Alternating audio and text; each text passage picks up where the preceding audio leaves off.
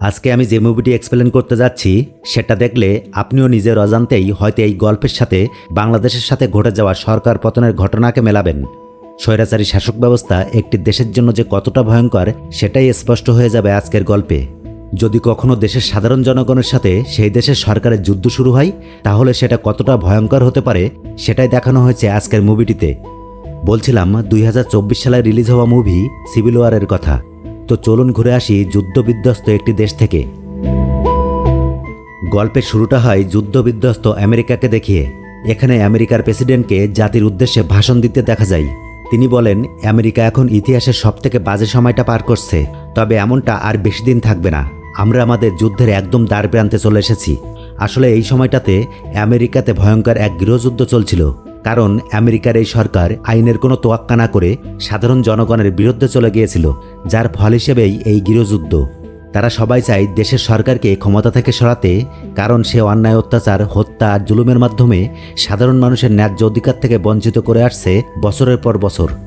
শুধু তাই না, সে ক্ষমতা দেখিয়ে এক প্রকার জোর করেই টানা 3 বার ক্ষমতা দখল করে আছে। আর এবারও সে এই একই কাজ করতে যাচ্ছে। বিভিন্ন কারণেই মূলত দেশের জনগণ সরকারের বিরুদ্ধে এই যুদ্ধ ঘোষণা করেছে। তারা চাই এই সরকারকে ক্ষমতাচ্যুত করতে।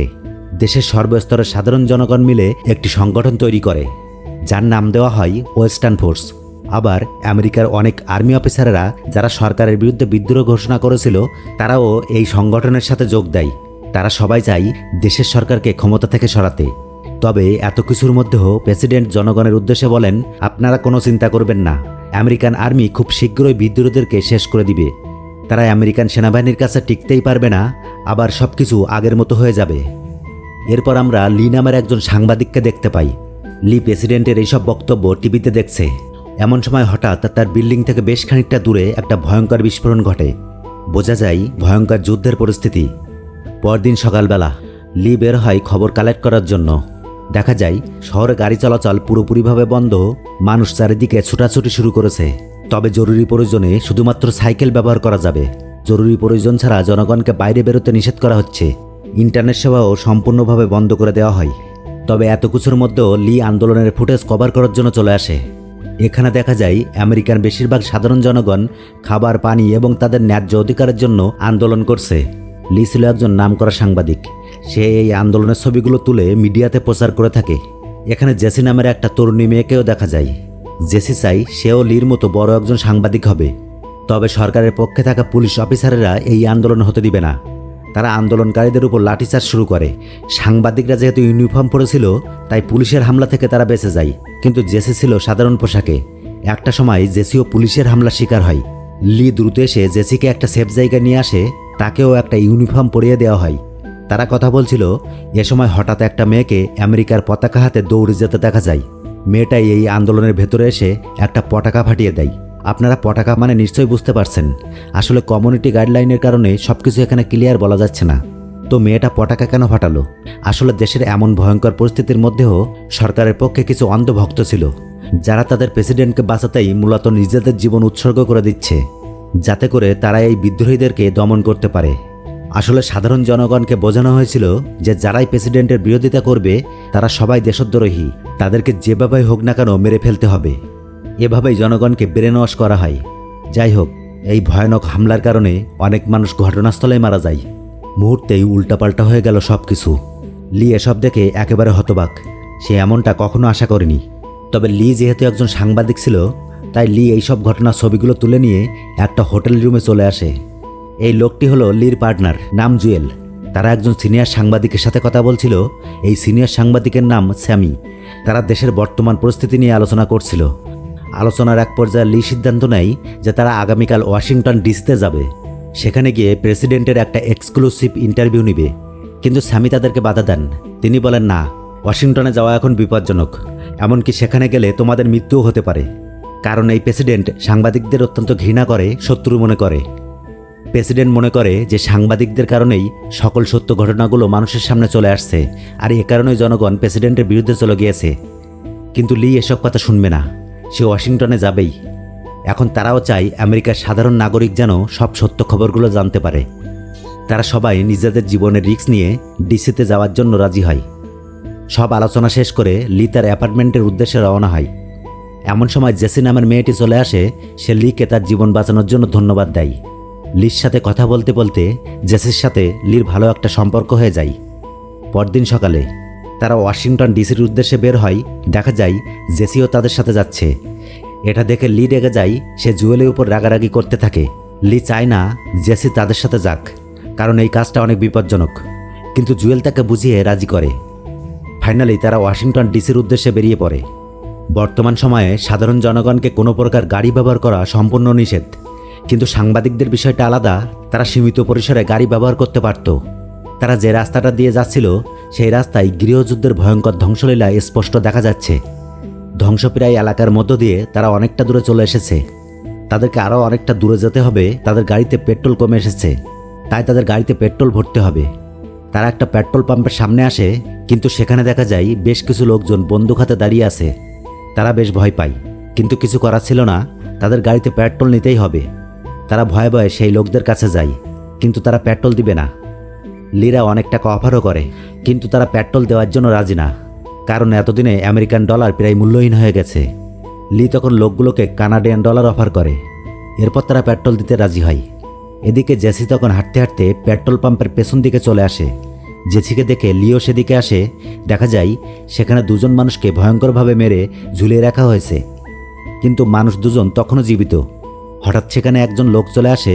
লোকটি বলে, এই লোক দুজন ডাকাতি করতে এসে ধরা পড়েছে। তোমরা যদি বলো তাহলে গুলি করে এদেরকে এখনই মেরে ফেলি। কিন্তু জেসি ভীষণ ভয় পেয়ে যায়।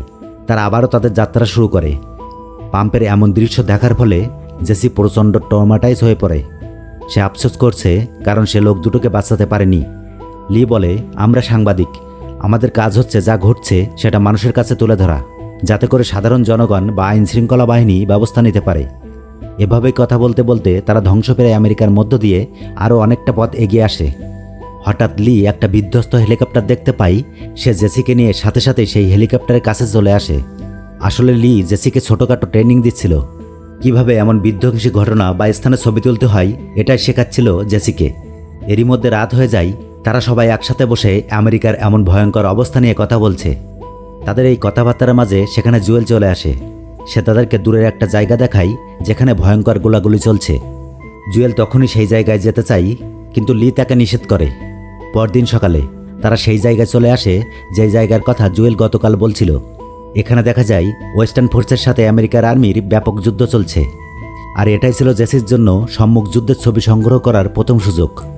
জেসি আর এক মুহূর্ত দেরি করে না, অনেক সাহসের সাথে বেশ কয়েকটা ছবি তুলে নেয়, যার মধ্যে ওয়েস্টার্ন ফোর্সের একজন সৈনিকের বুকে গুলি লাগা থেকে শুরু করে তার মারা যাওয়া পর্যন্ত সকল ছবিগুলোই তুলে নিয়েছিল।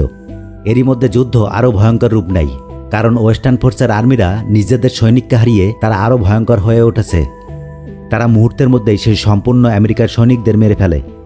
এরপর জুয়েলরা একটা স্টেডিয়ামের ভিতরে চলে আসে, যেখানে বাড়িঘর হারানো লোকেরা তাঁবুটা নিয়ে বসবাস শুরু করছে। তারা আজকের এই রাতটা এখানেই থাকবে। লি আর জেসি একসাথে বসে গল্প করছে। লি জেসিকে বোঝাচ্ছে যে কিভাবে যুদ্ধ বা ভয়ঙ্কর পরিস্থিতির ছবি তুলতে হয়। যুদ্ধক্ষেত্রে তোমাকে প্রত্যেকটা মুহূর্তের ছবি ক্লিক করতে হবে, কারণ অনেকগুলো ছবির মধ্য থেকে যে কোনো একটা ছবি হয়তো পুরো দেশের ভবিষ্যৎ পরিবর্তন করে দিতে পারে। জেসিও মনোযোগ দিয়ে তার কথাগুলো শুনছিল। পরদিন সকালে তারা আবারও তাদের যাত্রা শুরু করে। তারা বেশ অনেকটা দূরে চলে আসে। হঠাৎ তারা একটা অদ্ভুত জায়গা দেখতে পায়। দেখা যায় রাস্তার মাঝে একজন আমেরিকান সৈনিক মরে পড়ে আছে। তারা বুঝতে পারে যে আশপাশ থেকে নিশ্চয়ই গোলাগুলি হয়েছে। তারা দ্রুত ক্যামেরা জুম করে চারপাশটা দেখতে থাকে, কিন্তু চারপাশে কাউকে দেখতে পায় না। তারা গাড়ি নিয়ে সামনে এগোতে চায়, কিন্তু তখনই হঠাৎ তাদের গাড়িতে একটা গুলি এসে লাগে। তারা তাদের প্রাণ বাঁচানোর জন্য দ্রুত একটা জায়গাতে লুকিয়ে পড়ে, আর সেখানে তারা দেখতে পায় দুজন আমেরিকান সৈনিক লুকিয়ে স্নাইপিং করছে। আসলে এখানকার একটা বাড়িতে কেউ একজন আটকা পড়েছে, আর সে নিজে বাঁচার জন্য এখানে থাকা সবাইকে মারতে থাকে। আর এই আর্মি অফিসারেরা নিজেদেরকে বাঁচানোর জন্য সেই লোকটাকে মারার চেষ্টা করছে। এভাবে চলতে থাকে বেশ অনেকটা সময়। তবে একটা সময় আর্মি অফিসারেরা সেই লোকটাকে মারতে সক্ষম হয়। এরপর লিরা বেরিয়ে পড়ে তাদের গন্তব্যে, অর্থাৎ ডিসির উদ্দেশ্যে। পথিমধ্যে তারা খেয়াল করে যে একটা গাড়ি তাদের পিছু করছে। লিরা সবাই প্রচণ্ড ভয় পেয়ে যায়। তবে গাড়িটা তাদের পাশাপাশি আসতে দেখা যায় সেই গাড়িতে তাদেরই একজন বন্ধু রয়েছে, যার নাম টনি। আসলে গত কয়েকদিন আগে জুয়েল টনির সাথে ড্রিঙ্কস করার সময় মুখ ফসকে টনিকে বলে দিয়েছিল যে তারা ওয়াশিংটন ডিসিতে যাচ্ছে। টনি মূলত এজন্যই তাদের সাথে দেখা করতে এসেছে। তো তারা সবাই মজা করতে থাকে। একটা সময় টনি মজা করে এই চলন্ত গাড়ি থেকে লিদের গাড়ির ভেতরে চলে আসে, আর এটা দেখে জেসিও এই গাড়ি থেকে টনিদের গাড়িতে চলে যায়। এখানে তারা অ্যাডভেঞ্চার করার জন্য টনির বন্ধু জেসিকে নিয়ে দ্রুত গাড়ি চালিয়ে এগিয়ে যায়। হঠাৎ লিদের গাড়ি একটা দুর্ঘটনায় পড়তে পড়তে বেঁচে যায়। এরই মধ্যে লি তার সামনে থেকে জেসিকে নিয়ে যাওয়া গাড়িটাকে হারিয়ে ফেলে। লি জেসির জন্য প্রচণ্ড চিন্তিত হয়ে পড়ে। তারা দ্রুত জেসিকে খোঁজার জন্য বেরিয়ে পড়ে। হঠাৎ লি দেখে জেসিদের গাড়িটা রাস্তার পাশে থামিয়ে রাখা হয়েছে।